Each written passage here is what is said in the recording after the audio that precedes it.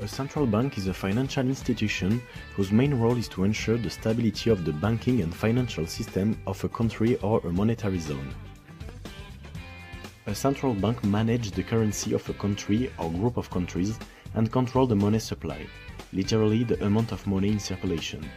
The main objective of many central banks is price stability. One of the main tools of any central bank is setting interest rate, the cost of money, as part of its monetary policy.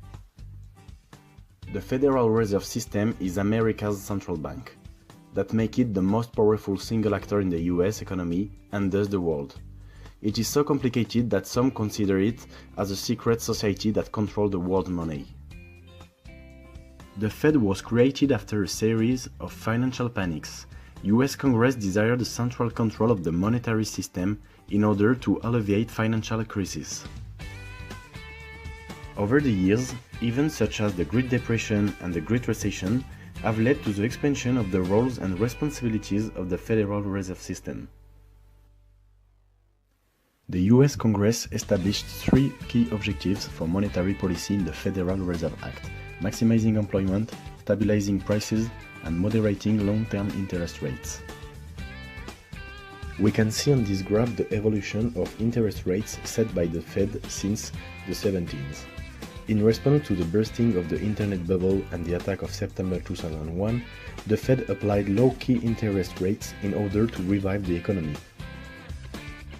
In January 2008 and following the subprime crisis, the Fed drastically lowered its interest rates in order to breathe new life into the American economy and especially to borrowers.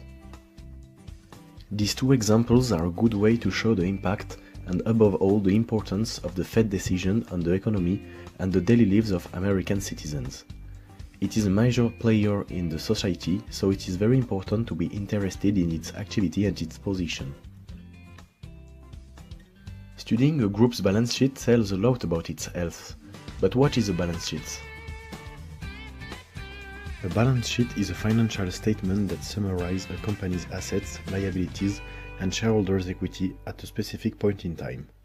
These three balance sheet statements give investors an idea as to what the company owns and owes, as well as the amount invested by shareholders. All of us are connected to the Fed's balance sheet in one way or another. The currency notes that we hold are liabilities of the Fed.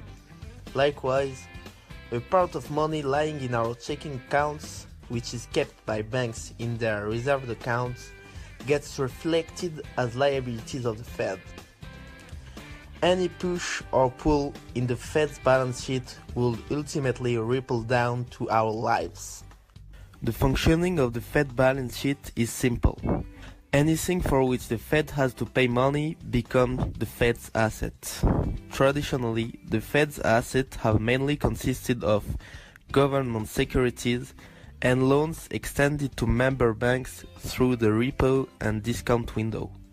Theoretically, there is no limit up to which the Fed can expand its balance sheet, but it has impact on the economy.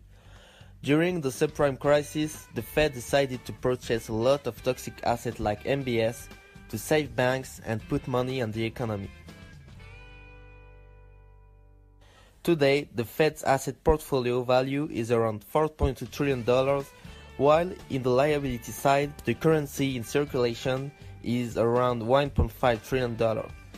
Before 2007, the size of the portfolio was 90% of the amount of currency. That means that, to return to the pre-crisis level, the Fed has to shrink around $3 trillion of its portfolio. Fed members decided to phase out reinvestment because the selling out could cause a taper tantrum. They will start with MBS and treasuries. First, they will reduce their reinvestment in MBS because it is mortgage that expire late and people have options to pay back in advance. So it's not as straight as treasuries. Then they will stop reinvesting in treasuries and diminishing the duration of their portfolio.